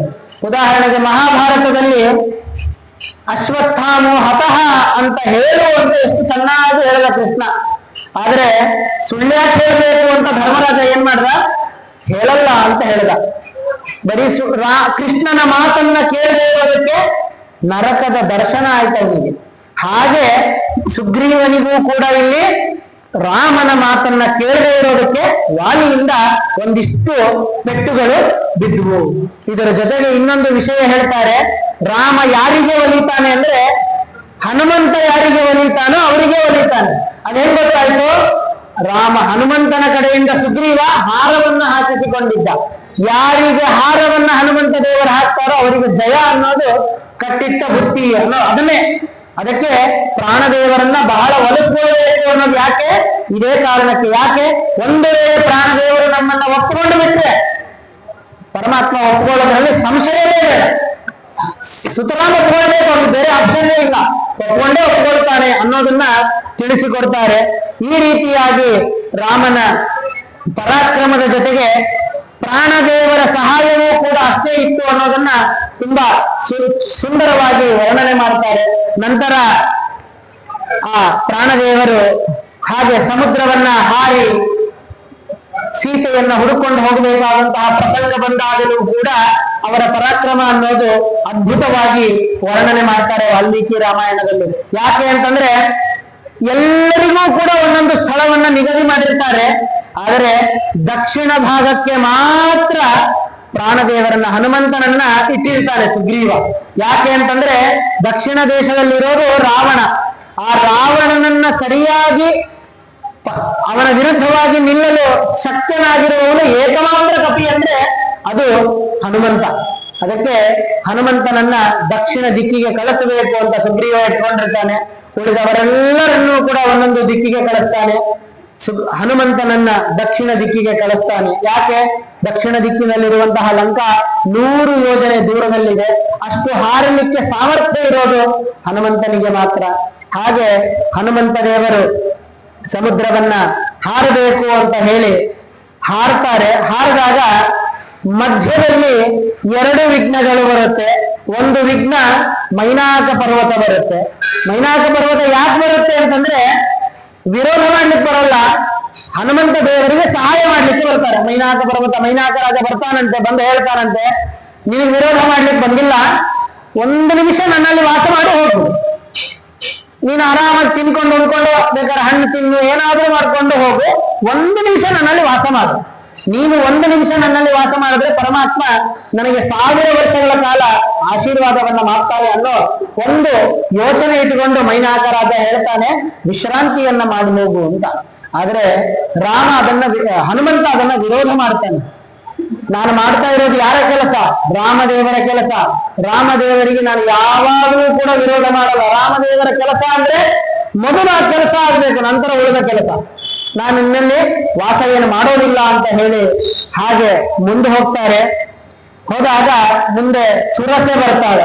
ಅದು ನಿಜವಾದ ವಿಘ್ನ. ಅವಳು ಬರ್ತಾಳೆ, ಅವಳಿಗೆ ವರ ಇರುತ್ತೆ, ಬ್ರಹ್ಮದೇವರ ವರ ಇರುತ್ತೆ. ಯಾರ ನೆರಳು ನಿನ್ನ ಮೇಲೆ ಬೀಳುತ್ತೋ ಅವರನ್ನ ನೀನು ನುಂಗಬಹುದು ಅಂತ. ಈ ರೀತಿಯಾಗಿ ಸುರಸೆಗೆ ವರ ಇರುತ್ತೆ. ಹಾಗೆ ಹನುಮಂತ ದೇವರ ಮುಂದೆ ಹೋಗ್ತಾ ಇದ್ದಾಗ ಸುರಸೆ ಎದ್ದು ಬಂದು ಬಾಯನ್ನ ಕರೀತಾಳೆ. ಪ್ರಾಣದೇವರು ಹೇಳ್ತಾರೆ, ಇಲ್ಲ, ರಾಮನ ಕೆಲಸಕ್ಕೆ ಹೊರಟಿದ್ದೀನಿ, ನನಗೆ ತೊಂದರೆ ಮಾಡಬೇಡ, ನಾನು ಹೊರಟು ಬಿಡ್ತೀನಿ. ನಿನಗೇನು ವರ ಏನಿದೆ? ಬ್ರಹ್ಮದೇವರ ವರ, ಯಾರು ನಿನ್ನ ನೆರಳು ಬೀಳುತ್ತೋ ಅವರನ್ನ ನೀನು ನುಂಗಬಹುದು ಅಂತ. ರಾಮದೇವರ ಕೆಲಸ ಇದೆ, ಮುಗಿಸ್ಕೊಂಡು ನಾನೇ ಬರ್ತೀನಿ, ನೀನ್ ಚಿಂತೆ ಮಾಡಬೇಡ, ನಾನೇ ನಿನ್ ಬಾಯಿ ಒಳಗೆ ಹೋಗ್ತೀನಿ ಅಂತ ಸುರಸೆಗೆ ಹೇಳ್ತಾರೆ. ನಮಗೆ ಈ ಪುಣ್ಯಕೋಟಿ ಕಥೆಯಲ್ಲಿ ಒಂದು ಬರುತ್ತೆ, ಏನು? ಒಂದು ಭಿನ್ನ ಹುಲಿಯ ಕೇಳು ಕಂದನಿರುವ ದೊಡ್ಡಿಯೊಳಗೆ ಮುನ್ನ ಹಾಲನ್ನು ಕೊಡುವೆನೆನ್ನುತ್ತಾ ತವಕದಲ್ಲಿ ಹುಲಿಗೆಂದಿತ್ತು ಅಂತ. ಹುಲಿಗೆ ಪುಣ್ಯಕೋಟಿ ಹಸು ಹೇಳುತ್ತೆ, ಸ್ವಲ್ಪ ಕಾಯಿ, ನಾನು ಆಹಾರ ಹಾಕ್ತೀನಿ ನಿನಗೆ, ನನ್ನ ಮಗಳು ಹೊಟ್ಟೆ ಹಸುವಿನಿಂದ ಇರ್ತಾಳಲ್ಲಿ, ಅವಳಿಗೆ ಹೋಗಿ ಹಾಲು ಕೊಟ್ಬಿಟ್ಟು ನಾನೇ ಆಹಾರ ಹಾಕ್ತೀನಿ ಅಂತ. ಹಾಗೆ ಹನುಮಂತ ದೇವರೂ ಕೂಡ ನೇರವಾಗಿ ಹೇಳಿದ್ರಂತೆ ಸುರಸೆಗೆ, ನೀನೇನು ಚಿಂತೆ ಮಾಡಬೇಡ, ನಾನು ಯಾವತ್ತೂ ಮಾತು ಮೀರಿದವನಲ್ಲ, ನಾನು ನೇರವಾಗಿ ರಾಮನ ಕೆಲಸವನ್ನ ಮುಗಿಸಿಕೊಂಡು ನಿನ್ನ ಬಾಯಿ ಒಳಗೆ ಬರ್ತೇನೆ ಅಂತ. ಆದ್ರೆ ಸುರಸೆ ಇಲ್ಲ, ನನಗೆ ದೇವರ ವರ ಇದೆ, ನಾನು ಬಿಡೋದೇನ ನಿನ್ನ ಮುಂದೆ ಅಂತ ಹೇಳಿದಾಗ, ಸರಿ ಆಯ್ತು, ನಿನ್ನ ಅನುಕೂಲ ಅಂತ ಹೇಳಿ ಬಾಯಿ ತೆರಿ ಅಂತ ಹೇಳ್ತಾನಂತೆ. ಬಾಯಿ ಇನ್ನೇನ್ ತೆರಿಬೇಕು, ಅವಳ ಬಾಯಿಯ 10 ಪಟ್ಟು ದೇಹವನ್ನ ಗಾತ್ರವನ್ನ ಮಾಡ್ಕೊಳ್ತಾನಂತೆ. ಆಯ್ತು, ಅವಳು ಕೂಡ ಬಾಯಿ ದೊಡ್ಡದಾಗಿ ಮಾಡ್ತಾ ಹೋದಾಗ ಕೂಡಲೇ ತನ್ನ ದೇಹವನ್ನ ಸಣ್ಣದಾಗಿ ಮಾಡ್ಕೊಂಡು ಬಾಯಿ ಒಳಗೆ ಹೋಗಿ ಬಂದ್ಬಿಡ್ತಾನೆ. ಒಂದೇ ಕ್ಷಣದಲ್ಲಿ ಬಾಯಿ ಒಳಗೆ ಹೋಗಿ ಬಂದ್ಬಿಡು. ನಿನಗೇನಿರೋದು ವರ? ಬಾಯಿ ಒಳಗೆ ಹೋಗ್ಬಾರ್ದು, ನಿನ್ ಬಾಯಲ್ಲಿ ಹೋಗ್ಬೇಕು ಅಂತ. ನಿನ್ ಬಾಯಲ್ಲಿ ಹೋಗಿದ್ದೀನಿ ಅಂತ ಹೇಳಿದಾಗ ಸುರಸೆಗೆ ಗೊತ್ತಾಗತ್ತೆ ಇದು ಅಂತ. ಸುರಸೆಗೆ ಗೊತ್ತಾದ ಮೇಲೆ ಅವಳು ಕೂಡ ಆ ರಾಮನ ಕಾರ್ಯಕ್ಕೆ ತೊಂದರೆಯನ್ನ ಮಾಡದೇನೆ ಹನುಮಂತ ದೇವರನ್ನ ಕಳಿಸಿಕೊಡ್ತಾಳೆ. ಕಳಿಸಿಕೊಟ್ಟಾಗ ಅದೇ ಹೇಳ್ತಾರೆ ವಾಕ್ಯ ಏನಂದ್ರೆ, ವೇದದಲ್ಲಿ ಒಂದು ಸುಂದರವಾಗಿರುವಂತಹ ಮಾತಿದೆ, ಆಗಮಿಷ್ಯಾಮಿ ತೇ ವಕ್ರಂ ಸತ್ಯಂ ಪ್ರತಿ ಶೃಣೋಮಿತೆ. ನಿನ್ನ ಮಾತನ್ನ ನಾನು ಯಾವತ್ತೂ ಕೇಳಲ್ಲ ಅಂತಿಲ್ಲ, ಕೇಳ್ತೀನಿ, ಬಾಯಿ ಒಳಗೆ ಹೋಗ್ಬೇಕು, ನಾನು ಹೋಗ್ತೀನಿ. ಆದ್ರೆ ಆಗಮಿಷ್ಯಾಮಿ ತೇ ವಕ್ರಂ, ನಿನ್ನ ಬಾಯಿಗೆ ಬರ್ತೀನಿ, ಸ್ವಲ್ಪ ಸಮಯಾವಕಾಶ ಕೊಡು, ಯಾಕೆ? ರಾಮನ ಕೆಲಸವನ್ನ ಮಾಡ್ತಾ ಇದ್ದೇನೆ ಅಂತ ಹೇಳಿ ಈ ರೀತಿಯಾಗಿ ಹೇಳಿರುವಂತಹ ಹನುಮಂತನಿಗೆ ಆ ಸುರಸೆ ಕಳಿಸಿಕೊಡ್ತಾಳೆ. ಮುಂದೆ ರಾಮ ಲಂಕೆಗೆ ಹೋಗ್ತಾನೆ. ಲಂಕೆಗೆ ಹೋದಾಗ ಒಂದೊಂದೇ ವಿಷಯಗಳು. ಮೊದಲು ಹೋಗ್ತಾನೆ, ಇಂದ್ರಜಿತ್ ಬ್ರಹ್ಮಾಸ್ತ್ರವನ್ನ ಬಿಡ್ತಾನೆ. ಬ್ರಹ್ಮಾಸ್ತ್ರಕ್ಕೆ ಒಂದು ಗೌರವ ಕೊಡಬೇಕು ಅಂತ ಹೇಳಿ ಸೋತ್ ಹೋಗ್ಬಿಡ್ತಾನೆ. ಸೋತ್ ಹೋಗ್ಬಿಟ್ಟು ಸಿಕ್ಕು ಬೀಳ್ತಾನೆ. ಹಾಕ್ತಾರೆ, ಕೈಗೆ ಬಳೆ ಹಾಕಿ ಕರ್ಕೊಂಡ್ ಬರ್ತಾರೆ. ಕರ್ಕೊಂಡು ಬಂದು ರಾವಣನ ಹತ್ರ ಇಡ್ತಾರೆ. ಹಾಗೆ ಬಾಲವನ್ನ ಬೆಳೆಸ್ತಾನೆ. ಎಷ್ಟು ಬಾಲವನ್ನ ಬೆಳೆಸ್ತಾರೋ ಅಷ್ಟು ಬಟ್ಟೆಯನ್ನ ಸುತ್ತಲಿಕ್ಕೆ ಪ್ರಾರಂಭ ಮಾಡ್ತಾರೆ. ಇಲ್ಲಿ ಪ್ರಾಣದೇವರ ಒಂದು ವಿಷಯವನ್ನ ಇನ್ನೊಂದು ಏನ್ ತಿಳ್ಕೊಳ್ಬೇಕು ಅಂದ್ರೆ, ಊರಿನ ಜನರ ಎಲ್ಲ ಬಟ್ಟೆಯನ್ನು ತಂದು ಬಿಟ್ಟಿರ್ತಾನೆ. ಯಾರ ಬಟ್ಟೆನೂ ಬಿಟ್ಟಿರಲ್ಲ ರಾವಣ, ಅಷ್ಟು ಬಟ್ಟೆ ತರಿಸಿರ್ತಾನೆ. ಆದರೂ ಕೂಡ ಬಾಲ ಸಾಲಲ್ಲ, ಅಷ್ಟು ದೊಡ್ಡ ಬಾಲ ಮಾಡ್ಕೊಂಡಿರ್ತಾರೆ. ಆದ್ರೆ ಪ್ರಾಣದೇವರಿಗೆ ಗೊತ್ತು, ಇನ್ನೊಂಚೂರು ಬಾಲ ಜಾಸ್ತಿ ಮಾಡ್ಕೊಂಡ್ರೆ ಅವನು ಸೀತೆ ಕೈ ಹಾಕ್ತಾನೆ ಅಂತ. ಅಷ್ಟಕ್ಕೆ ಅಲ್ಲಿಗೆ ನಿಲ್ಲಿಸ್ತಾರೆ. ಅಲ್ಲಿವರೆಗೂ ಹೋಗೋದು ಬೇಡ ಅಂತ ಅಲ್ಲಿಗೆ ನಿಲ್ಲಿಸ್ತಾರೆ. ಬಂದು ಬೆಂಕಿಯನ್ನ ಇಡ್ತಾರೆ. ಬೆಂಕಿಯನ್ನ ಇಟ್ಟ ಮೇಲೆ ಅವರಿಗೂ ಸಂತೋಷ ಆಗುತ್ತೆ ಹನುಮಂತನಿಗೆ. ಯಾಕೆ? ಲಂಕಾಪಟ್ಟಣ ಸುಂದರವಾಗಿದೆ ಅಂತ ಕೇಳಿದ್ರು ಅವರು. ಒಂದ್ಸಲ ಕಣ್ಣಿಂದ ನೋಡ್ಬೇಕಲ್ಲ, ಈ ರಾತ್ರಿ ಹೊತ್ತವ್ರು ಏನ್ ಕಾಣುತ್ತೆ? ಬೆಂಕಿ ಹಚ್ಚಿದ್ದು ಒಳ್ಳೆಯದಾಯ್ತು ಅಂತ ಹೇಳಿ ಇಡೀ ಲಂಕೆಗೆ ಬೆಂಕಿಯನ್ನು ಇಡ್ತಾರೆ, ಅಶೋಕವನ ಒಂದನ್ನ ಬಿಟ್ಟು. ಯಾಕೆ? ಅಶೋಕವನದಲ್ಲಿ ಸೀತಾದೇವಿ ಇದ್ದಾಳೆ ಅಂತ ಗೊತ್ತಿರುತ್ತೆ ಅವರಿಗೆ. ಅದಕ್ಕೆ ಅಶೋಕವನವೊಂದನ್ನ ಬಿಟ್ಟು ಇಡೀ ಲಂಕೆಗೆ ಬೆಂಕಿ ಹಚ್ತಾರೆ. ಇಡೀ ಲಂಕಾಪಟ್ಟಣವನ್ನ ಮೇಲೆ ಹಾರಿಬಿಟ್ಟು ಒಂದು ಬಾರಿ ನೋಡ್ತಾರೆ. ಬಂಗಾರದಿಂದ ಕಟ್ಟಿರುವಂತಹ ಆ ಲಂಕೆಯನ್ನ ನೋಡಿ ಇಡೀ ಲಂಕೆಗೆ ಬೆಂಕಿಯನ್ನ ಇಡ್ತಾರೆ. ಜೊತೆಗೆ ನಂತರ ಹುಡುಕಿಕೊಂಡು ಸೀತಾನ್ವೇಷಣೆಯಲ್ಲಿ ಹುಡುಕಿಕೊಂಡು ಹೋಗ್ತಾರೆ. ಅವರ ಆಲೋಚನೆ ಎಷ್ಟು ಸುಂದರವಾಗಿದೆ ಅಂದ್ರೆ, ಸೀತಾದೇವಿ ಇರುವಂತಹ ಅಶೋಕವನವನ್ನು ಬಿಟ್ಟು ಎಲ್ಲ ಲಂಕೆಯನ್ನ ಸುಟ್ಟು ಬಿಟ್ಟಿದ್ದಾರೆ. ನಂತರ ಸೀತಾದೇವಿ ಹತ್ತಿರ ಹೋಗ್ತಾರೆ. ಈ ಭಯಂಕರವಾದ ರೂಪವನ್ನು ತಗೊಂಡು ಹೋದ್ರೆ ಸೀತಾದೇವಿ ಹೆದರ್ತಾಳೆ ಅನ್ನೋ ಒಂದು ಯೋಚನೆ ಮಾಡಿದ್ದಾರೆ. ಯಾಕೆ? ಬಾಲಕ್ಕೆ ಬೆಂಕಿ ಹಚ್ಕೊಂಡು ಬಿಟ್ಟು ನಾನು ಅಲ್ಲಿ ಹೋಗ್ಬಿಟ್ರೆ ಸೀತಾದೇವಿ ಒಂದೇ ಚೀರು ಬಿಟ್ರೆ ಉಳಿದ ರಾಕ್ಷಸರಿಗೆಲ್ಲ ಗೊತ್ತಾಗುತ್ತೆ ಅಲ್ಲಿ. ಯಾಕೆ? ಅವಳಿಗೆ ಕಾವಲಾಗಿ ನಿಂತವರು ಉಳಿದೆಲ್ಲ ರಾಕ್ಷಸರು. ಅದಕ್ಕೆ ಸುಂದರವಾಗಿರುವ ರೂಪವನ್ನ ತಾಳ್ಕೊಂಡು ಹೋಗ್ತಾರೆ. ಸೀತೆಗೆ ವಿಶ್ವಾಸವನ್ನ ಕೊಡಬೇಕೀಗ. ಯಾಕೆ? ರಾಮ ನಿನ್ನನ್ನು ಹುಡುಕೊಂಡು ಬರ್ತಾ ಇದ್ದಾನೆ ಅನ್ನೋ ಒಂದು ವಿಶ್ವಾಸ ಕೊಡಬೇಕು. ಅದನ್ನ ತುಂಬಾ ಸುಂದರವಾಗಿ ಕೊಡ್ತಾರೆ. ಯಾವ ರೀತಿಯಾಗಿ ಅಂದ್ರೆ, ನೀನೇನು ಆಲೋಚನೆ ಮಾಡಬೇಡ ದೇವಿ, ನಿನ್ನನ್ನ ಹುಡುಕಿಕೊಂಡು ರಾಮ ಇಲ್ಲಿಗೆ ಬಂದೇ ಬರ್ತಾನೆ, ರಾವಣನನ್ನ ಸಂಹಾರ ಮಾಡೇ ಮಾಡ್ತಾನೆ ಅಂತ ಹನುಮಂತ ಗಟ್ಟಿಯಾದ ಮಾತನ್ನ ಅವಳಿಗೆ ಕೊಡ್ತಾನೆ. ಕೇಳ್ತಾಳೆ ಸೀತಾದೇವಿ, ಯಾರಪ್ಪ ನೀನು ಅಂತ. ರಾಮನ ಬಗ್ಗೆ ಇಷ್ಟೆಲ್ಲ ಹೇಳ್ತಾ ಇದ್ದಾರೆ. ಯಾಕೆ? ಸೀತಾದೇವಿಗೂ ಒಂದು ಡೌಟ್ ಇರುತ್ತೆ. ಏನು? ರಾವಣನೇ ಕಳಿಸಿದ್ರೆ ಅಲ್ವಾ? ಅದು ಸೀತಾ ಆಕೃತಿ ಆದ್ರಿಂದ ಸೀತಾದೇವಿಗೆ ಆ ರೀತಿಯಾದಂತಹ ಯೋಚನೆ ಬರಲ್ಲ. ಸೀತೆಯ ಆಕೃತಿ ಇದು ಜನರಿಗೆ ಗೊತ್ತಾಗಬೇಕು ಅನ್ನೋ ಒಂದು ಅಂಶ ಇಟ್ಕೊಂಡು ನೀನ್ ಯಾರು ಅಂತ ಕೇಳಿದಾಗ, ನಾನು ದಾಸೋಹಂ ಕೌಸಲೇಂದ್ರಸ್ಯ, ಕೌಸಲ್ಯ ಮಗನಾಗಿರುವಂತಹ, ಕೋಸಲೆಯ ರಾಜನಾಗಿರುವಂತಹ ರಾಮನ ದಾಸ ನಾನು, ಬಂಟ ನಾನು ಅಂತ ಹನುಮಂತ ಹೇಳ್ತಾನೆ. ನಂತರ ಸೀತೆಯೊಟ್ಟಿಗೆ ಮಾತನಾಡಿ ಅವರಿಂದ ಸಂದೇಶವನ್ನ ಪಡೆದುಕೊಂಡು ಸಮುದ್ರವನ್ನ ದಾಟಿ ಬಂದಿದ್ದೇನೆ ಅಂತ ಎಲ್ಲವನ್ನ ಹೇಳ್ತಾಳೆ. ಹೇಳಿದಾಗ ಸೀತಾದೇವಿ ಕೇಳ್ತಾಳೆ, ನೀನೇನೋ ಬಂದ್ಬಿಟ್ಟಿ ಸಮುದ್ರವನ್ನ ಹಾಕೊಂಡು, ರಾಮನ ಜೊತೆಗೆ ಯಾರಿದ್ದಾರೆ ಅಲ್ಲಿ? ಇಲ್ಲ, ಅಲ್ಲಿ ತುಂಬಾ ಜನ ಕಪಿಗಳಿದ್ದಾರೆ, ಅವರೆಲ್ಲ ಇರ್ತಾರೆ, ನೀನೇನ್ ಚಿಂತೆ ಮಾಡಬೇಡ ಅಂತ ಹೇಳಿದಾಗ, ನೀನೇನೋ ಹಾರ್ಕೊಂಡು ಬಂದು ಉಳಿದ ಕಪಿಗಳು ಬರ್ಬೇಕಲ್ಲ ನಿಮಗೆ, ಇಲ್ಲಿವರೆಗೂ ಬರ್ಲಿಕ್ಕೆ ಶಕ್ತಿ ಬೇಕಲ್ವಾ ಅಂತ ಕೇಳಿದ್ರೆ, ಅಷ್ಟು ಶಕ್ತಿ ಇದ್ದರೂ ಕೂಡ ಒಂಚೂರು ಕೂಡ ಅಹಂಕಾರ ಇಲ್ಲ ಅನ್ನೋದು ಗೊತ್ತಾಗತ್ತೆ. ಒಂದು ಮಾತನ್ನ ಹೇಳ್ತಾರೆ ಹನುಮಂತ, ಏನಂತಂದ್ರೆ, ಮದ್ವಿಶಿಷ್ಟಾಶ್ಚ ತುಲ್ಯಾಶ್ಚ ಸಂತಿ ತತ್ರ ವನೌಸಕಃ ಮತ್ತ ಪ್ರತ್ಯವರ ಕಶ್ಚಿತ್ ನಾಸ್ತಿ ಸುಗ್ರೀವ ಸನ್ನಿಧೌ. ಸುಗ್ರೀವನ ಹತ್ತಿರ ನಾವೆಲ್ಲ ಬೆಳೆದವು ಯಾರ ಹತ್ರ? ಸುಗ್ರೀವನ ಹತ್ತಿರ. ಆ ಸುಗ್ರೀವನ ಹತ್ತಿರ ಇರುವಂತಹ ಏನು ಕಪಿಗಳಿದ್ದಾರೆ ಅಲ್ವಾ, ಮದ್ ವಿಶಿಷ್ಟಾಶ್ಚ ತುಲ್ಯಾಶ್ಚ, ನನ್ನ ಸಮನಾಗಿದ್ದಾರೆ. ಅಷ್ಟೇ ಅಲ್ಲ, ಸಂತಿ ತತ್ರ ವನೌಸಕ, ಆ ವನದಲ್ಲಿ ವಾಸ ಮಾಡುವಂತಹ ಏನು ಕಪಿಗಳಿದ್ದಾರೆ, ಮತ್ತ ಪ್ರತ್ಯವರ ಕಶ್ಚಿತ್, ಅಂದ್ರೆ ನನಗಿಂತಲೂ ಕೂಡ ಹೆಚ್ಚು ಶಕ್ತಿವಂತರಲ್ಲಿದ್ದಾರೆ. ನನಗಿಂತ ಕೆಳಗಿನವರು ಯಾರೂ ಇಲ್ಲ, ಅಲ್ಲಿ ಕೆಳಗಿನವನೇ ನಾನು ಅಂತ. ಅಷ್ಟು ಪರಾಕ್ರಮಶಾಲಿಗಳಾಗಿದ್ದರೂ ಕೂಡ ಹನುಮಂತ ದೇವರು ಒಂದು ಚೂರು ಕೂಡ ಎಲ್ಲೂ ಕೂಡ ಅಹಂಕಾರವನ್ನ ಇಟ್ಕೊಂಡಿಲ್ಲ. ಯಾಕೆ? ಅಲ್ಲಿರುವಂತಹ ಎಲ್ಲ ಕಪಿಗಳು ಸೇರಿದರೂ ಹನುಮಂತನ ಒಂದಂಶವೂ ಆಗಲ್ಲ. ಹಾಗಿದ್ದರೂ ಹನುಮಂತ ದೇವರು ಹೇಳುವ ಮಾತೇನು, ಅಲ್ಲಿರುವವರಿಗಿಂತ ಕಡಿಮೆ ಅಂದ್ರೆ ನಂದೇ ಶಕ್ತಿ, ನನ್ನ ಶಕ್ತಿನೇ ಕಡಿಮೆ, ನೀನ್ ಏನು ಯೋಚನೆ ಮಾಡಬೇಡ ಸೀತಾದೇವಿ ಅಂತ ಸೀತಾದೇವಿಗೆ ಹೇಳ್ತಾರೆ. ಹನುಮಂತನ ಪರಾಕ್ರಮವನ್ನ ಮತ್ತು ಅವನ ವಿನಯವಂತಿಕೆಯನ್ನ ತಿಳಿದುಕೊಂಡಂತಹ ಸೀತಾದೇವಿಯವರು ಅನುಗ್ರಹ ಮಾಡ್ತಾರೆ. ನಂತರ ವಾಪಸ್ಸು ದಕ್ಷಿಣ ದಿಕ್ಕಿನಿಗೆ ಹೊರಡಬೇಕು ಅಂತ ವಿಷಯವನ್ನ ಮುಟ್ಟಿಸಬೇಕು ರಾಮನಿಗೆ. ಯಾಕೆ? ಸೀತಾದೇವಿ ಲಂಕೆಯಲ್ಲಿದ್ದಾಳೆ ಅನ್ನುವಂತ ವಿಷಯ ಗೊತ್ತಾಗುತ್ತೆ. ಸೀತೆಯನ್ನ ಹುಡುಕಿಕೊಂಡು ಹೋಗಬೇಕು ಅನ್ನೋ ವಿಷಯವನ್ನ ರಾಮನಿಗೆ ತಲುಪಿಸುವುದಕ್ಕೋಸ್ಕರ ವಾಪಸ್ಸು ಭಾರತಕ್ಕೆ ಅಂದ್ರೆ ಕಿಷ್ಕಿಂಧೆಗೆ ಬರ್ತಾನೆ. ನಾವೆಲ್ಲ ಕಿಷ್ಕಿಂಧೆಗೆ ಹೋಗ್ಬೇಕಾದ್ರೆ ಸಮುದ್ರವನ್ನ ದಾಟಿ ರಾಮೇಶ್ವರದ ಹತ್ತಿರ ಬಂದಾಗ ಯಾರಿಗೂ ಕೂಡ ಸೀತಾದೇವಿ ಸಿಕ್ಕಿರೋದಿಲ್ಲ. ಸುಗ್ರೀವನ ಆಜ್ಞೆ ಇರುತ್ತೆ, ಸೀತಾದೇವಿ ಯಾರಿಗೆ ಸಿಗೋದಿಲ್ವೋ ಅಂದ್ರೆ ಸೀತಾದೇವಿ ಸಿಗೋವರೆಗೂ ವಾಪಸ್ ಕಿಷ್ಕಿಂಧೆಗೆ ಯಾರೂ ಮರಳಬಾರದು. ಹಂಗೇನಾದ್ರೂ ಕಿಷ್ಕಿಂಧೆ ಮಿಸ್ ಆಗಿ ಬಂದ್ಬಿಟ್ರೆ ನೀವು ನಿಮಗೆ ದಂಡ ಇದೆ, ಶಿಕ್ಷೆ ಇದೆ ಅಂತ ಹೇಳಿಬಿಟ್ಟಿರ್ತಾರೆ. ಎಲ್ಲ ಕಪಿಗಳು ಕೂಡ ಯೋಚನೆ ಮಾಡಿರ್ತಾರೆ, ಇನ್ನು ಹನುಮಂತ ದೇವರು ಬಂದಿರೋದಿಲ್ಲ. ಎಲ್ಲ ಕಪಿಗಳು ಕೂಡ ತಯಾರಾಗಿರ್ತಾರೆ. ಹೇಳ್ತಾರೆ ಒಬ್ಬೊಬ್ಬರೇ ಅಂಗದನನ್ನ ರಾಜ ಮಾಡ್ಕೊಂಡು ಇಲ್ಲೇ ಉಳಿದು ಬಿಡೋಣ ಅಂತ ಹೇಳಿ ಒಂದು ಪ್ರದೇಶದಲ್ಲಿ ಉಳಿತಾರೆ. ಆದ್ರೆ ಆ ಪ್ರದೇಶಕ್ಕೆ ಸುಗ್ರೀವ ಬರೋದಿಲ್ಲ. ಯಾಕೆ? ವಾಲಿಯ ಜಾಗ ಅದು. ವಾಲಿಯ ಜಾಗ ಆದ್ರಿಂದ ಸುಗ್ರೀವ ಬರೋದಿಲ್ಲ ಅನ್ನೋ ಧೈರ್ಯ ಇರುತ್ತೆ ಅವ್ರಿಗೆ. ಅದಕ್ಕೋಸ್ಕರ ಏನ್ ಮಾಡ್ತಾರೆ, ಅಂಗದನನ್ನ ರಾಜನನ್ನಾಗಿ ಮಾಡ್ಕೊಂಡು ಅಲ್ಲೇ ವಾಸ ಮಾಡ್ಲಿಕ್ಕೆ ಪ್ರಾರಂಭ ಮಾಡ್ತಾರೆ. ಅಲ್ಲಿ ಹನುಮಂತ ದೇವರು ಬರ್ತಾರೆ. ಇನ್ನ ಹೇಳಿಲ್ಲ ಸೀತೆ ಸಿಕ್ಕಿದಾಳೆ ಅಂತ, ಏನು ಹೇಳಿಲ್ಲ.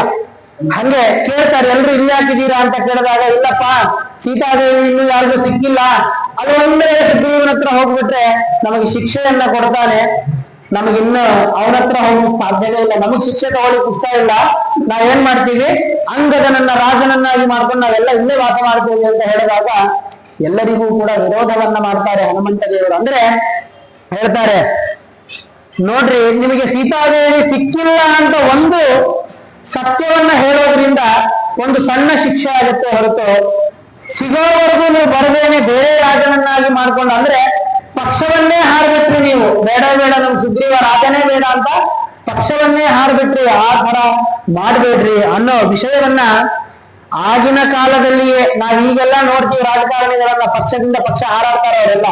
ಯಾಕೆ? ಮಂತ್ರಿ ಸ್ಥಾನನೋ ಯಾವ್ದೋ ಒಂದು ಸ್ಥಾನ ಸಿಗಬೇಕು ಅಂತ.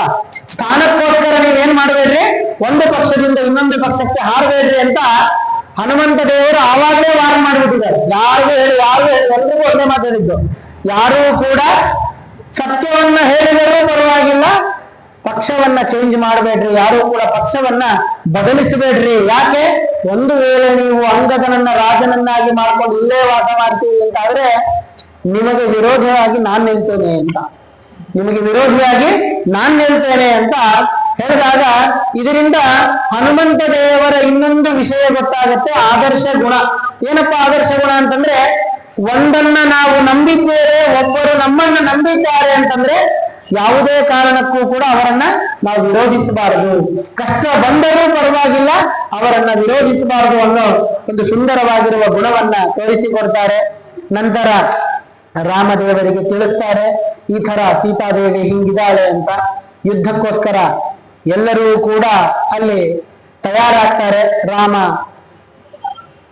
ಯಾವುದಕ್ಕೆ ಲಂಕೆಗೆ ಬರಬೇಕು ಅಂತ ಹೇಳಿ ಸಮುದ್ರದಲ್ಲಿ ಕಲ್ಲುಗಳನ್ನ ಹಾಕಿಸಿ ಸೇತುವೆಯನ್ನ ನಿರ್ಮಾಣ ಮಾಡ್ತಾನೆ. ಆದರೆ ಇಲ್ಲಿ ಹನುಮಂತ ದೇವರ ಪರಾಕ್ರಮ ಇನ್ನೂ ಒಂದು ಸುಂದರವಾಗಿ ಏನ್ ಗೊತ್ತಾಗುತ್ತೆ ಅಂತಂದ್ರೆ, ಎಲ್ಲರೂ ಕೂಡ ಲಂಕೆಗೆ ಹೋದ ಮೇಲೆ ಒಬ್ಬೊಬ್ಬರಿಗೆ ಒಂದೊಂದೇ ತೊಂದರೆ ಆಗ್ತಾ ಬರುತ್ತೆ. ಲಕ್ಷ್ಮಣನಿಗೂ ತೊಂದರೆ ಆಗತ್ತೆ, ಸುಗ್ರೀವನಿಗೂ ತೊಂದರೆ ಆಗತ್ತೆ, ಅಂಗದನಿಗೂ ತೊಂದರೆ ಆಗತ್ತೆ, ಜಾಂಬವಂತನಿಗೂ ತೊಂದರೆ ಆಗತ್ತೆ. ಆದರೆ ಇಷ್ಟೆಲ್ಲ ಜನರಿಗೆ ತೊಂದರೆ ಆದರೂ ಕೂಡ ಅವರಿಗೆ ಸಹಾಯ ಮಾಡೋದು ಹನುಮಂತ. ಜೊತೆಗೆ ಹನುಮಂತನ ದೇಹಕ್ಕೆ ಒಂದು ಸಣ್ಣ ಗಾಯವೂ ಕೂಡ ಆಗೋದಿಲ್ಲ. ಅಂದ್ರೆ ಇಡೀ ಲಂಕೆ ಇಡೀ ವಿರುದ್ಧ ನಿಂತ್ರೆ ರಾವಣನ ಇಡೀ ಸೈನ್ಯ ಬಂದರೂ ಕೂಡ ಪ್ರಾಣದೇವರ ಒಂದು ಚೂರು ಕೂಡ ಪ್ರಾಣದೇವರಿಗೆ ಒಂದು ಗಾಯ ಆಗಲಿಲ್ಲ ಅಂತಂದ್ರೆ ಅವರ ಶಕ್ತಿಯನ್ನ ಇಲ್ಲಿ ಯೋಚನೆ ಮಾಡಲೇಬೇಕು. ಇಂದ್ರಜಿತ್ ಎಲ್ಲ ಮೊದಲಾದಂತವರು ತಮ್ಮಲ್ಲಿರುವಂತಹ ಬ್ರಹ್ಮಾಸ್ತ್ರ ಎಲ್ಲಗಳನ್ನೂ ಕೂಡ ಕಪಿಗಳ ಮೇಲೆ ಎಲ್ಲರ ಮೇಲೆ ಬಿಡ್ತಾರೆ. ಆವಾಗಲೇ ಸಂಜೀವಿನಿ ಪರ್ವತವನ್ನ ಹೊತ್ತುಕೊಂಡು ಬಂದು ಲಕ್ಷ್ಮಣನನ್ನ, ಕಪಿಗಳನ್ನ, ಜಾಂಬವಂತನನ್ನ, ಅಂಗದನನ್ನ ಎಲ್ಲರನ್ನೂ ಕೂಡ ರಕ್ಷಣೆ ಮಾಡ್ತಾರಂತೆ. ಇಲ್ಲಿ ಇನ್ನೊಂದು ವಿಶೇಷ ಅಂಶ ಏನು ಅಂತಂದ್ರೆ, ಜಾಂಬವಂತನಿಗೆ ಬಲವಾದ ಪೆಟ್ಟು ಬಿದ್ದಿರೋದ್ರಿಂದ ಭೂಮಿ ಮೇಲೆ ಬಿದ್ದಿರ್ತಾರೆ. ಲಕ್ಷ್ಮಣ ಹೋಗಿ ಜಾಂಬವಂತನ ಹತ್ತಿರ ಹಿಂಗ್ ಹೋಗಿ ಎಬ್ಬಿಸಿ ಹಿಡ್ಕೊಂಡು ಹೇಳ್ತಾರಂತೆ, ಇನ್ನೂ ಏನ್ ತೊಂದರೆ ಇಲ್ಲ ಅಲ್ಲ, ಅಂದ್ರೆ ಪ್ರಾಣಕ್ಕೇನು ಅಪಾಯ ಆಗಿಲ್ಲಲ್ಲ ಅಂತ ಕೇಳಿದಾಗ ಜಾಂಬವಂತ ಮರು ಪ್ರಶ್ನೆ ಮಾಡೋದೇನಂದ್ರೆ, ಹನುಮಂತನಿಗೆ ಏನಾಗಿಲ್ಲಲ್ಲ ಅಂತ ಕೇಳ್ತಾನಂತೆ. ಅಂದ್ರೆ ಹನುಮಂತನಿಗೆ ಏನಾಗಿಲ್ಲ ಅನ್ನೋ ಪ್ರಶ್ನೆ ಯಾಕೆ ಕೇಳಿದ್ರು ಅಂದ್ರೆ, ಹನುಮಂತ ಒಬ್ಬ ಇದ್ರೆ ಸಾಕು, ನಮ್ಗೆ ಯಾರಿಗೂ ಏನಾಗೋದಿಲ್ಲ ಅನ್ನೋ ಒಂದು ಧೈರ್ಯ ಜಾಂಬವಂತನಿಗಿರುತ್ತೆ. ಅದಕ್ಕೋಸ್ಕರ ಹನುಮಂತ ಬದುಕಿದ್ದಾನ ಅಂತ ಕೇಳ್ತಾರೆ. ಅದಕ್ಕೆ ಹನುಮಂತ ಬದುಕಿದ್ದಾನೆ ಅಂತ ವಿಷಯ ಹೇಳಿದಾಗ ಇನ್ನೇನು ಚಿಂತೆ ಇಲ್ಲ ನಮಗೆ, ಹನುಮಂತ ಒಬ್ಬ ಬದುಕಿದ್ರೆ ಸಾಕು, ನಮ್ಮೆಲ್ಲರನ್ನು ಕೂಡ ರಕ್ಷಣೆ ಮಾಡ್ತಾನೆ ಅಂತ ಹೇಳ್ತಾರೆ. ಹಾಗೆ ಮಾತಿನಂತೆ ಸಂಜೀವಿನಿ ಪರ್ವತವನ್ನ ಹೊತ್ತುಕೊಂಡು ಬಂದು ಎಲ್ಲರನ್ನೂ ಕೂಡ ರಕ್ಷಣೆ ಮಾಡ್ತಾರೆ. ಈ ರೀತಿಯಾದಂತಹ ಸಾಹಸ ಪರಾಕ್ರಮ ಅದು ಪ್ರಾಣದೇವರಲ್ಲಿ ಮಾತ್ರ ಇರಲಿಕ್ಕೆ ಸಾಧ್ಯ. ಯಾಕೆ ಅಂತಂದ್ರೆ ಸಂಜೀವಿನಿ ಪರ್ವತವನ್ನು ಹೊತ್ಕೊಂಡು ಬರೋದು ಸುಲಭ ಅಲ್ಲ. ಸಂಜೀವಿನಿ ಪರ್ವತದಲ್ಲಿರುವಂತಹ ಸಂಜೀವಿನಿ ಏನಿದೆ ಅಲ್ವಾ, ಅದರ ಭಾರನೇ ಜಾಸ್ತಿ. ಅದನ್ನು ಹೊತ್ತಿಕೊಂಡಿರುವ ಪರ್ವತದ ಭಾರ ಮತ್ತೆ.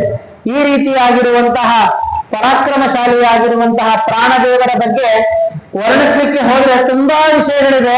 ಅದೇ ನಾವು ಮೊದಲೇ ಹೇಳಿದ ಹಾಗೆ ಬುದ್ಧಿರ್ಬಲಂ ಯಶೋಧೈರ್ಯಂ ನಿರ್ಭಯತ್ವಂ ಅರೋಗತ ಅಜಾಡ್ಯಂ ವಾಕ್ಪಟುತ್ವಂ ಹನುಮತ್ ಸ್ಮರಣಾದ್ ಭವೇತ್. ನೋಡ್ರಿ, ಇಷ್ಟೊತ್ತು ಹೇಳಿರೋದ್ರಲ್ಲಿ ಪ್ರತಿಯೊಂದು ಅಂಶವೂ ಇದೆ. ಬುದ್ಧಿ ಇದೆ, ಪ್ರಾಣದೇವರ ಜ್ಞಾನ ಇದೆ, ದೂರಾಲೋಚನೆ ಇದೆ, ಬಲ ಇದೆ, ಶಕ್ತಿಯ ಪರಾಕ್ರಮದ ಬಗ್ಗೆ ಹೇಳಿದ್ದಾರೆ. ಯಶಸ್ಸಿನ ಬಗ್ಗೆ ಅಂದ್ರೆ ರಾಮನ ಪಾದವನ್ನ ಹಿಡಿದ್ರೆ, ಹನುಮಂತನ ಪಾದವನ್ನ ಹಿಡಿದ್ರೆ ಯಶಸ್ಸಿಗೆ ತೊಂದರೆ ಇಲ್ಲ ಅನ್ನೋದನ್ನು ತೋರಿಸ್ಕೊಟ್ಟಿದ್ದಾರೆ. ಧೈರ್ಯವನ್ನ ತಂದು ಕೊಟ್ಟಿದ್ದಾರೆ. ಯಾರೂ ಚಿಂತೆ ಮಾಡಬೇಡ್ರಿ, ನಾನ್ ಜೊತೆಗಿರ್ತೀನಿ ಅಂತ ಧೈರ್ಯವನ್ನ ತಂದು ಕೊಟ್ಟಿದ್ದಾರೆ. ನಿರ್ಭಯತ್ವ, ಯಾರಿಗೂ ಕೂಡ ಭಯ ಅನ್ನೋದೇ ಉಳಿಸಿಲ್ಲ. ಅವ್ರು ಎಲ್ಲರಿಗೂ ಕೂಡ ಭಯವನ್ನ ಹೋಗಿಸ್ಬಿಟ್ಟಿದ್ದಾರೆ. ಯಾಕೆ? ಜಾಂಬವಂತ ಹೇಳ್ತಾನೆ, ಹನುಮಂತ ಬದುಕಿದ್ರೆ ಸಾಕು, ನಮ್ಮೆಲ್ಲರನ್ನ ರಕ್ಷಣೆ ಮಾಡ್ತಾನೆ. ಅರೋಗತ, ಯಾರಿಗೂ ಕೂಡ ರೋಗ ಬರ್ಲಿಕ್ಕೆ ಬಿಟ್ಟಿಲ್ಲ. ಲಕ್ಷ್ಮಣನಿಂದ ಹಿಡಿದು ಎಲ್ಲ ಕವಿಗಳಿಗೂ ಯಾರಿಗೂ ಕೂಡ ರೋಗವನ್ನು ಬರ್ಲಿಕ್ಕೆ ಬಿಟ್ಟಿಲ್ಲ. ಅಜಾಡ್ಯ ಅಂದ್ರೆ ದೊಡ್ಡ ದೊಡ್ಡ ರೋಗಗಳನ್ನು ಕೂಡ ಬರ್ಲಿಕ್ಕೆ ಬಿಟ್ಟಿಲ್ಲ. ಹನುಮತ್ ಸ್ಮರಣ, ನೋಡ್ರಿ, ಅವರೆಲ್ಲರೂ ಕೂಡ ಹನುಮಂತನ ಸ್ಮರಣೆಯನ್ನ ಮಾಡ್ತಾ ಇದ್ರು. ಹನುಮಂತನ ಸ್ಮರಣೆ ಮಾಡೋದ್ರಿಂದ ಯಾವುದೇ ರೀತಿಯಾದಂತಹ ತೊಂದರೆಗಳು ನಮ್ಮ ಜೀವನದಲ್ಲಿ ಬರೋದಿಲ್ಲ ಅನ್ನೋದನ್ನ ತಿಳಿಸಿಕೊಡ್ತಾರೆ. ಈ ರೀತಿಯಾಗಿ ರಾಮಾಯಣದಲ್ಲಿ ಆ ಹನುಮಂತ ದೇವರ ಪಾತ್ರವನ್ನ ವರ್ಣನೆ ಮಾಡ್ತಾರೆ ವಾಲ್ಮೀಕಿ ಮಹರ್ಷಿಗಳು ವರ್ಣನೆ ಮಾಡಿರೋದ್ರನ್ನ ಒಬ್ಬರು ಸಂಸ್ಕೃತ ಮಹಾನ್ ಪಂಡಿತರು ಅವರು ಒಂದು ರಾಮಾಯಣವನ್ನೇ ತಮ್ಮ ಸ್ವಂತದಲ್ಲೇ ಬರೆದು ಆ ಒಂದು ಪುಸ್ತಕಕ್ಕೆ ಹೆಸರು ಕೊಡ್ತಾರೆ, ಮಹಾವೀರ್ಯ ಕೌಶಲ ಅಂತ. ಅಂದ್ರೆ ಇಲ್ಲಿ ಬರುವಂತಹ ವ್ಯಕ್ತಿಗಳೆಲ್ಲರೂ ಕೂಡ ಪರಾಕ್ರಮಶಾಲಿಗಳೇ ಅನ್ನೋ ಒಂದು ಅಂಶವನ್ನ ಇಟ್ಕೊಂಡು ಕೊಡ್ತಾರೆ. ಆ ರೀತಿಯಾಗಿ ಹನುಮಂತನ ಪರಾಕ್ರಮವನ್ನ ವರ್ಣಿಸಲು ಒಂದೆರಡು ಅವಕಾಶ ಮಾಡಿಕೊಟ್ರಿ. ಅದು ಯಾಕೆ ನನಗೆ ಪ್ರಾಣದೇವರ ಬಗ್ಗೆ ಹೇಳ್ತಾ ಹೋದ್ರೆ ನನಗೆ ವಾಸ್ತವಿಕವಾಗಿ ನಾನು ವಾಯುಸ್ತುತಿ ತಗೊಳ್ಬೇಕು ಅಂತ ಅನ್ಕೊಂಡಿದ್ದೆ ವಿಷಯ. ಅದು ಕೃಷ್ಣಾಚಾರ್ಯ ತಗೊಳ್ತೀನಿ ಅಂದ್ರು. ಯಾಕೆ ಅಂದ್ರೆ ಪ್ರಾಣದೇವರ ಒಂದೊಂದು ಗುಣವನ್ನು ಕೂಡ ಹೇಳಬೇಕಾದ್ರೆ ಮೈಯಲ್ಲಿ ರೋಮಾಂಚನ ಅನ್ನೋದು ಬರುತ್ತೆ. ಯಾಕೆ? ಪ್ರಾಣದೇವರನ್ನ ನಂಬಿದ್ರೆ ನಮ್ಮ ಪ್ರಾಣ ಗಟ್ಟಿಯಾಗಿರುತ್ತೆ. ಪ್ರಾಣ ಮಾತ್ರ ಗಟ್ಟಿಯಾಗಿರಲ್ಲ, ರಾಮದೇವರ ಆಶೀರ್ವಾದವೂ ಕೂಡ ಅಷ್ಟೇ ಸರಿಯಾಗಿ ಇರುತ್ತೆ. ಯಾಕೆ? ರಾಮ ಎಲ್ಲಿ ಹನುಮಂತ ಇರ್ತಾನೋ ಅಲ್ಲಿ ರಾಮ ಇರ್ತಾನೆ. ಯಾರಿಗೆ ಹನುಮಂತ ಒಲಿರ್ತಾನೋ ಅವರಿಗೆ ರಾಮ ಒಳಗೆ ಒಲಿತಾನೆ. ಆ ಒಂದು ವಿಷಯವನ್ನ ಇಟ್ಟುಕೊಂಡು ಇವತ್ತಿನ ದಿನ ರಾಮಾಯಣದಲ್ಲಿ ಬರುವಂತಹ ಹನುಮಂತನ ಪಾತ್ರವನ್ನ ತಿಳಿಸುವುದಕ್ಕೆ ಅವಕಾಶ ಮಾಡಿಕೊಟ್ಟಂತಹ ಯಾಜ್ಞವಲ್ಕ್ಯ ಮಂಡಳಿಗೆ ನಾನು ಕೃತಜ್ಞತೆಗಳನ್ನ ಸಲ್ಲಿಸುತ್ತಾ ನನ್ನ ಈ ಎರಡು ಮಾತುಗಳನ್ನ ಹನುಮಂತನ ಅಂತರ್ಯಾಮಿಯಾಗಿರುವಂತಹ ಆ ರಾಮದೇವರನ್ನು ಅರ್ಪಣೆ ಮಾಡ್ತಾ ಇದ್ದೀನಿ. ರಾಮಾಯಣ ನಮಸ್ತೆ.